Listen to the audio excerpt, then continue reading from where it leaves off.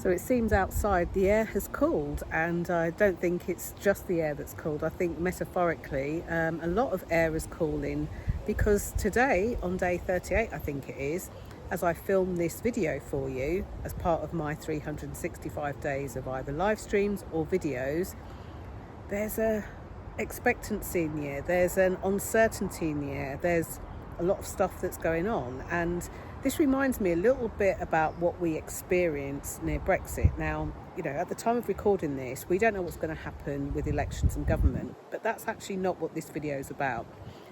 This video is actually connected to visibility in itself and our ability to raise our professional profile, to put ourselves out there in our industry, to get ourselves out there.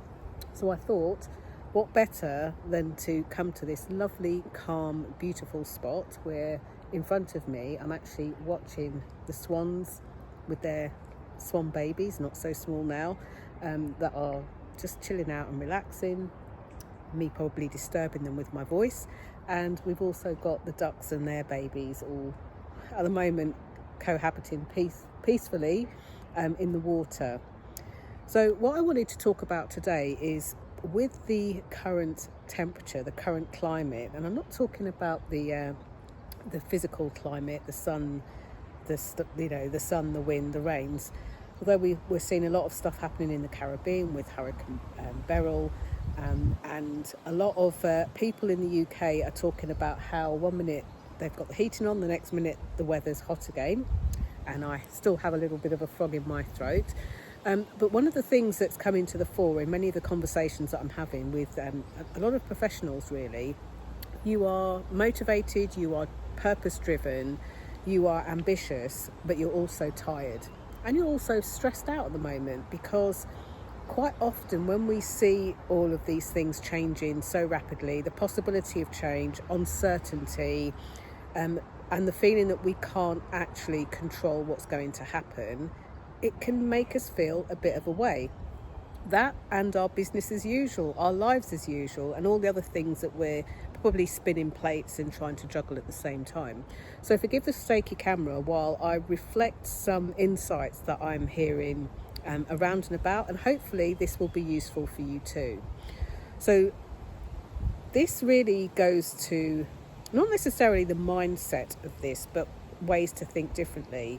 If you're finding it super stressful to keep hearing the news, about elections, the mudslinging, the campaigning, or anything else like that, my first tip actually is, if there's somebody else in your family that's hooked into it, doesn't seem as affected by you, maybe to ask them to relay anything of importance. But other than that, stop the scroll.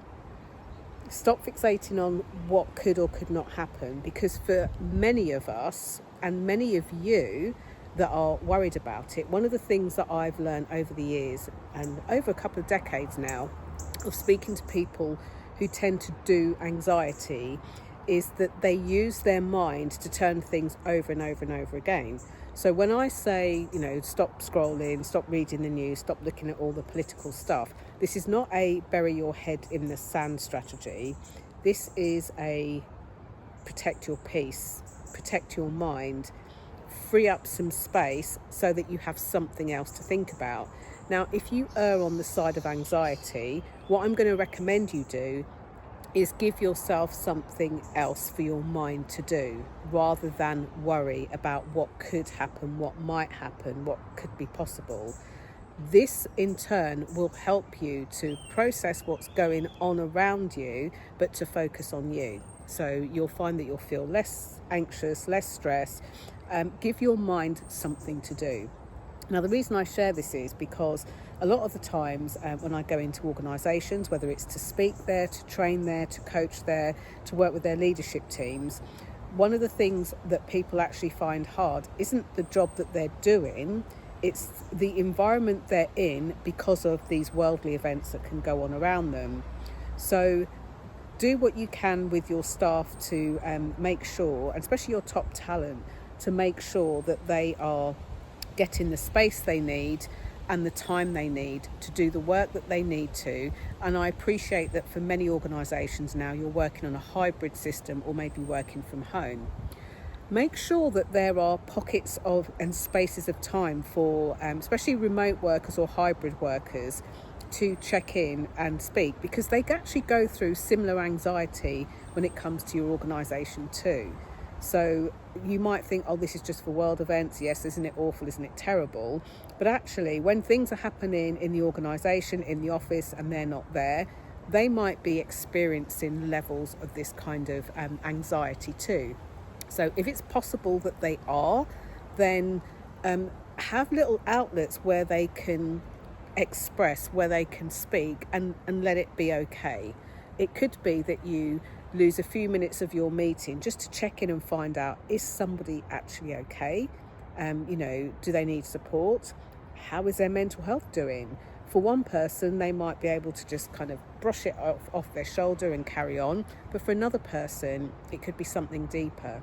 Now, I'm really kind of into the mindset, the way we think about things and how to do things differently, especially at the moment as I'm writing elements of the Superhuman programme for organisations, which I first rolled out a couple of years ago in places like the Metropolitan Police. Actually spoke at Scotland Yard and shared some bits there too.